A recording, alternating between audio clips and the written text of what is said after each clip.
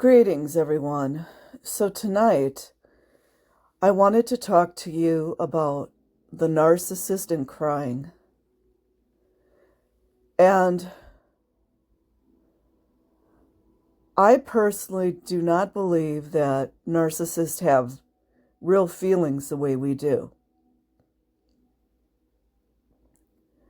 I think they feel, depending on who they are, they might feel a little bit of something.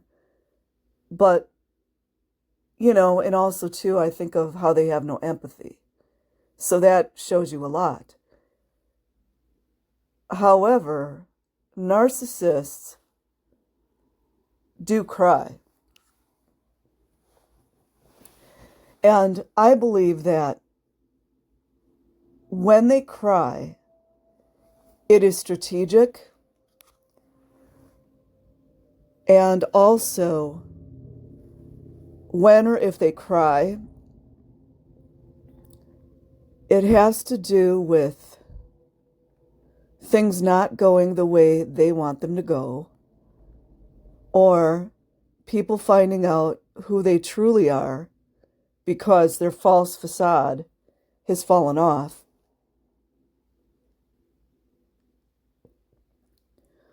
Or they might start crying. Let's say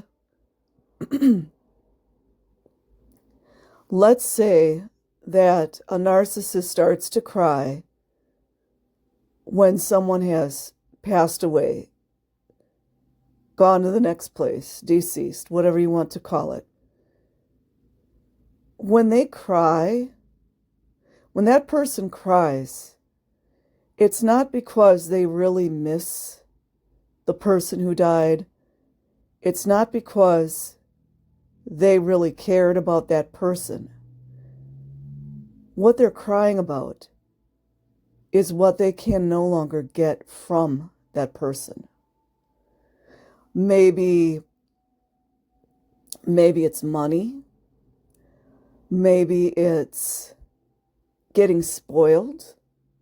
Like maybe it's an older relative who always spoiled that narcissist, gave them what they wanted, gave them, maybe baked cookies and cakes for them and, whatever they wanted. Oh, Grandma, could I have this? Oh, sure, honey. Grandma, can I have that? Sure, honey. So when the narcissist cries, I personally don't believe they have feelings. It's not because they truly have something in their heart or any type of emotion or connection or love for that person that's not here anymore. It's because that person can no longer give them narcissistic supply, whether it's sex, whether it's money, whether it's houses, whether it's cars, whether it's prestige, whether it's partnership in a business. That's what it's about. And I've found in my personal life and things that I have witnessed firsthand, when a narcissist cries, it will be so theatrical. And they'll be looking around the room to get a reaction from people. Not to say that some people that are very emotive are doing this. That's different. But when a narcissist cries, they're doing it to pull at people's heartstrings, to further manipulate people. Perhaps they're crying to control the narrative. I can't believe she did that to me. I loved her. You know what I mean? So then, let's say the narcissist who is crying about a friend that, I say air quotations, betrayed her, right? Which was not the case. The friend found out some really bad things that she was doing, found out pretty much who she really was, and that she was going around and doing things that were not nice, that were dishonest, that were wrong, did not align with her values, whatever it was. And now that narcissistic friend, who's really an ex-friend, wants to control how everybody sees that person.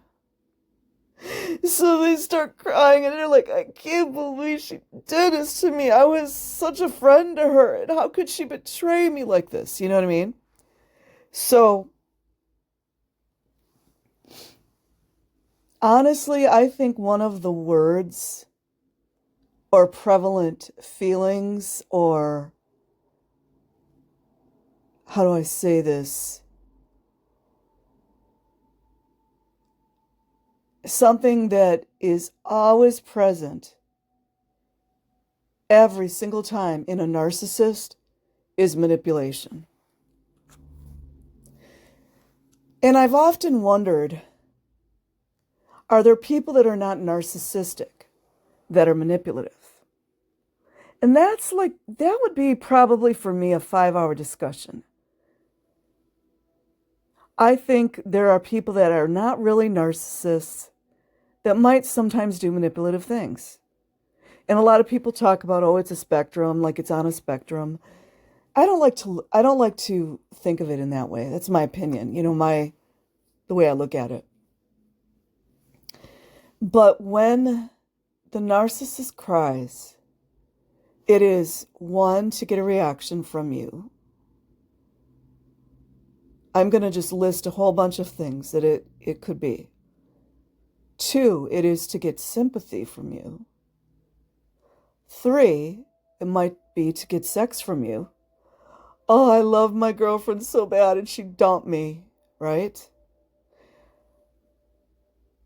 What was I on for? I don't know. Well, the next one. The next way they do it. They might want the uncle who loved his mother and you're crying at her funeral. The narcissist is crying at her funeral. Maybe the uncle's going to feel sorry for the granddaughter who's a complete narcissist and give her money. You know what I mean? There's always, and you'll see them when they're doing this, they'll be crying, right? And a lot of times they'll kind of stop and they'll look around. And then they will continue because it's all an act. It's all to evoke a response from you or the people in the room, people on television. I come to believe now that a lot of these people that we've seen on television, a lot of celebrities, not all celebrities, but when they're really being over the top with the crying and all that, it's all to control, all to make them look better to the public, make them look better to the fans or whatever it is. I believe a lot of older narcissists use crying as a real manipulation. And it's always, I know I say over the top a lot. I don't know how else to explain it. But they're always going to do and act way more than the situation calls for. It's going to be just too much. Because you see a person that is more empathic or more natural and has emotions. Excuse me. They won't be so theatrical. They won't have to think about what they're saying. In fact, really great to go look at some of these. There's a lot of YouTube videos of people who analyze body language, and they were former investigators or FBI agents, and they talk about perpetrators and the things they do to manipulate. it's really very much in line with what I'm talking about. So let's say you're not a narcissist. Let's say that your mother dies and you're really, really distraught. And you're just crying uncontrollably. You can't even hardly, you can't hardly make sentences. It's going to be so natural. How do I explain? It's hard to explain, but it'll be natural. Somebody might have to help you to go sit down so you don't faint or something. But when a narcissist is trying to emulate an empath and act as if they're very hurt or upset about something, it's more mechanical. In fact, it's very mechanical.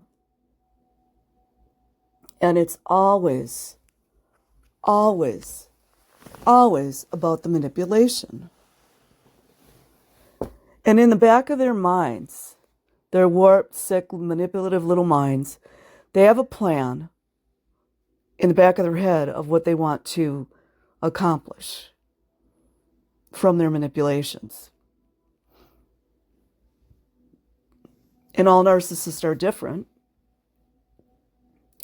So they're all going to be moving towards something that, is varied from person to person. So, again, I want to go back to the older narcissist. So let's say you have an elderly narcissist, and she's a female. She's just nasty. She lives at home by herself. Her husband died, and she's got like 4 or 5 adult children, and all of them refuse to do anything for her. They're done. They're over it. They're finished. They want nothing to do with her. Her neighbors don't like her. Even the police have had run-ins with her. It's just nobody wants to be around her. So let's just say like a social worker goes to do like a home visit to check and see, is she managing by herself? Is she okay? Well, the narcissist is going to use that opportunity to play everyone in the room. They've had their whole entire life to completely finesse their narcissism and their manipulations, and they're going to give one of the best shows of their life. And she's going to pull at everyone's heartstrings, and she's going to say, I loved my children, and all of them have left me. I have no one to help me. Oh, I just don't know what I'm going to do. Nobody's here to help me. After everything I've done for them, there's the obligation, the guilt. So now, because she's manipulated the social worker, she's manipulated the caregiver that came in, she's manipulated the police that did the welfare check, now they're all going above and beyond to, oh, poor Miss Emma. Let's get her some groceries. Let's get her some free food. Oh, let's make sure we get her a caregiver 3 times a week, paid by the state, whatever it is. No offense to anyone. I mean, I'm just saying, like, that's what's going to happen. That's what's going to happen. And, that show doesn't go for very long. They can't keep it up for long. So eventually there'll be cracks, and then people will see, oh, she is. Yeah, I understand why all her children are not there. But I think certain people are better at this, especially, and that's where the mirroring comes into effect. I've seen people on YouTube, well, not to get into too much detail, but I will just say, I have noticed through complete not introspection, but just really watching people, the dark triad, they they are the best criers. And they'll have everybody convinced. And I just don't know what I'm going to do. And, you know, I was a daddy's girl and now he's not here. And I don't know what I'm going to do. And then meanwhile, they're getting all kinds of donations on YouTube, right? I swear I've seen this. It's sick.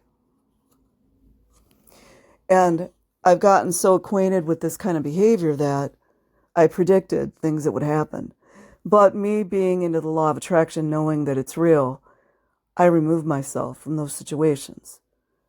But when I talk about the criers, you know, just, it's not that you don't want to become a person that is cold and callous and doesn't care about people. But, you know, just pay attention if someone's being really extreme in their crying. Or they're, you know, like they're elder and they're going to faint and, oh, I feel weak. Could somebody help me? You know, that kind of thing. Just be on guard a little bit. Men do it too.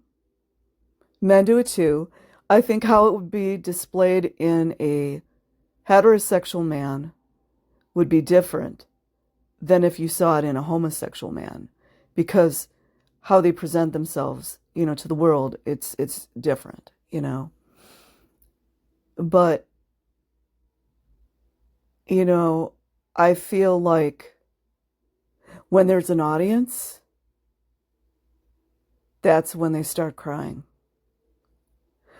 Or, I mean, it could even be that it's just a one-on-one situation. Maybe they're friends with someone, and this friend starts to see things about them that seem off, or they start to ask questions. Because let's say maybe the narcissist got caught in lies, because they lie all the time. So maybe the friend is like, well, wait a minute. I thought you told me that your wife cheated on you when you were married, but now you're telling me that she didn't have her boyfriend until after you guys got divorced. So that might be when the male narcissist starts to cry and say, why would you question me? Like, aren't you my friend? You're like all I got left. Like, you're the last person that I could talk to, and now you're questioning me? You see what I mean? So it's like a distraction. It's a distraction from you finding out, one, who they really are, two, the truth. Because the truth is the narcissist's biggest enemy. It's the narcissist's biggest enemy. They do not want you to know the truth about them, who they really are.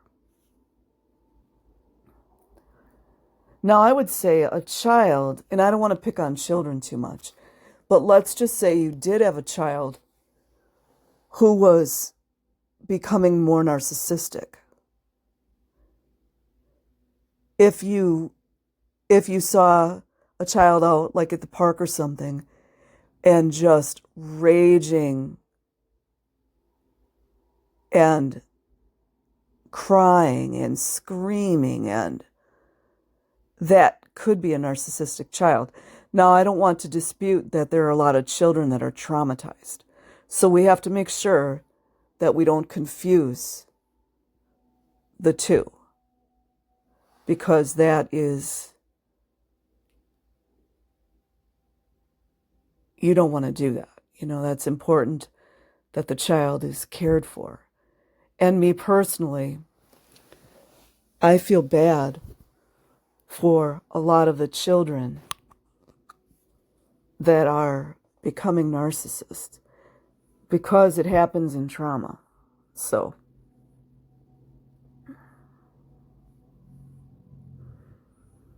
I can't help but think of Tammy Fay Baker back in the old days. I don't know if she was a narcissist. I'm not sure. I'm really not. But, remember the whole big thing where she was crying and her mascara was coming off?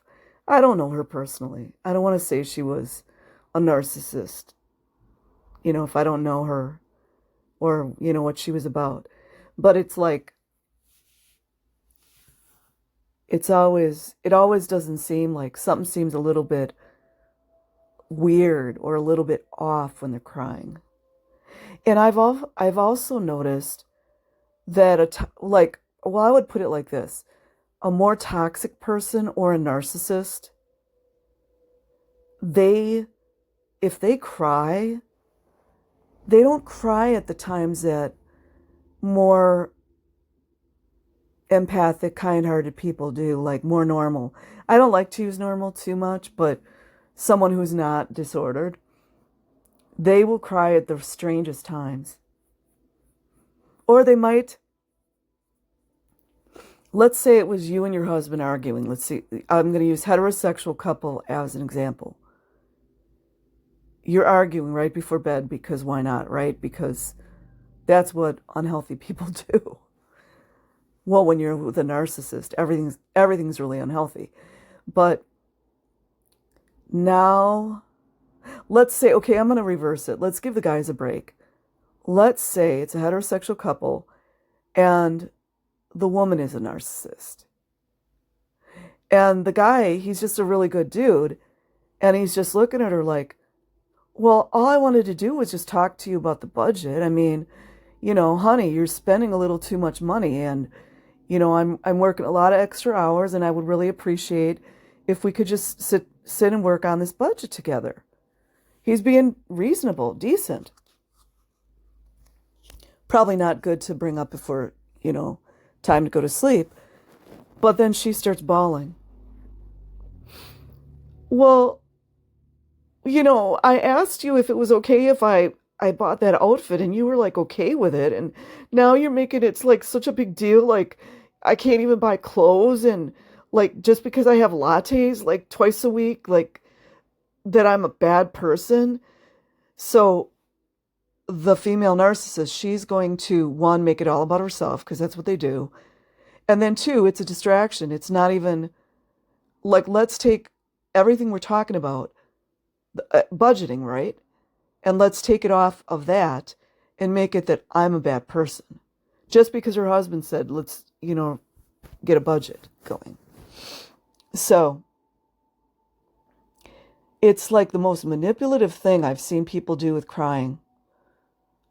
And it took me years to learn all this. Years to learn all of it. And I suppose I could probably do a video on narcissists who don't cry. That'll probably be a good one. And I'm not here to make fun of like a very alpha male that doesn't cry. I am not here to do that. But what I'm talking about is, how narcissists oftentimes won't show emotions, which, by the way, I do that a lot. So it doesn't mean that every person that's not showing emotion is a narcissist. But they just don't display emotions, one, in the appropriate times, and often overall, they don't really show emotions at all. They might show fake emotions. So anyways, you guys, I hope that this was informative. I've been thinking about this one for a while. So I really put my work in today. I just was on a roll. I really, I enjoy putting out these videos and feel very passionate about the whole Scientology. And I may take a break down the road, but to me it's something worthwhile, and helping the Scientologists get out, to me, is worthwhile. And seeking justice for the people that are out, and seeking justice for the people who are still in Scientology, is important to me. So Anyways, you guys, hope that was helpful. Like and subscribe if you choose. Have an amazing day or night wherever you are. Peace.